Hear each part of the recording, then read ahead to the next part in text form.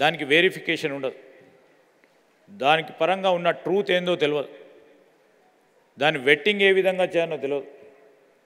News వచ్చింది రఘునందన్ రావు గారి మీదనో శ్రీధర్ బాబునో అంటే పోటాపోటీగా ఈరోజు దాన్ని తిరిగి కరెక్టా కాదా అని ఆలోచన చేయకుండా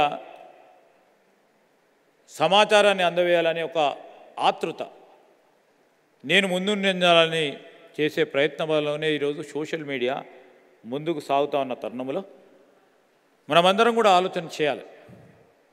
అది సమాజానికి మేలు చేస్తూ ఉందా, కీడు చేస్తూ ఉందా, వ్యక్తికి వ్యక్తిత్వాలకి వ్యవస్థలకు మేలు చేస్తూ ఉందా, కీడు జరుగుతూ ఉన్న అంశాన్ని తప్పకుండా మనం ఆలోచన చేయాల్సిన అవసరం సమయం ఇది.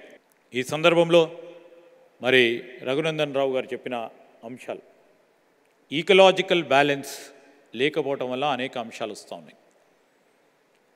కానీ అటు పక్కన కేంద్ర ప్రభుత్వం కానీ రాష్ట్ర ప్రభుత్వానికి సంబంధించి కానీ ప్రపంచ దేశాలకు సంబంధించిన సస్టైనబుల్ డెవలప్మెంట్ గోల్స్ను ఆదర్శంగా తీసుకొని ముందుకెళ్తా ఉన్నాం.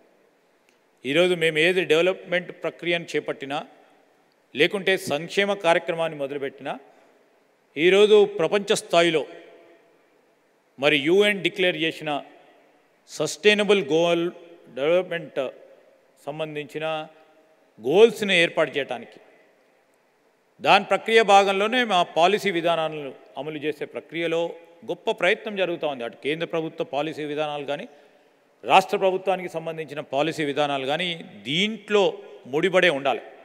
కానీ కొన్ని సందర్భాల్లో మనం చూస్తూ ఉంటాం, పెరుగుతూ ఉన్న జనాభాకు సంబంధించిన వారి అవసరాలను దృష్టిలో పెట్టుకొని మన భూమి కొద్దిగా ఉన్నా వారి అవసరాలను తీర్చడానికి అనేక ప్రయత్నాలు చేస్తూ ఉన్నప్పుడు ఒడిదుడుకులు అవుతూ ఉన్నాయి, స్పష్టంగా కనబడతా ఉంది.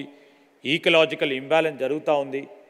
ఆ బ్యాలెన్స్ను తిరిగి ఏ విధంగా తీసుకురావాలనే ఒక ప్రయత్న భాగంలోనే ఈరోజు మీ అందరూ కూడా చూస్తూ ఉన్నారు. ఏ కంపెనీ మాట్లాడినా, ఏ ఇండస్ట్రీ మాట్లాడినా రేపు రాబోయే 10-20 సంవత్సరాల కాలహయంలో రేపు బ్యాంకులు లోన్లు ఇవ్వాలన్నా, అంతర్జాతీయ స్థాయిలో ఫినాన్షియల్ ఇన్స్టిట్యూషన్స్ ముందుకు రావాలన్నా కార్బన్ క్రెడిట్స్ ప్రకారమే వాణిజ్యం వ్యాపారం నడుస్తుంది. ఆ కార్బన్ క్రెడిట్స్ ఏ విధంగా వస్తాయి,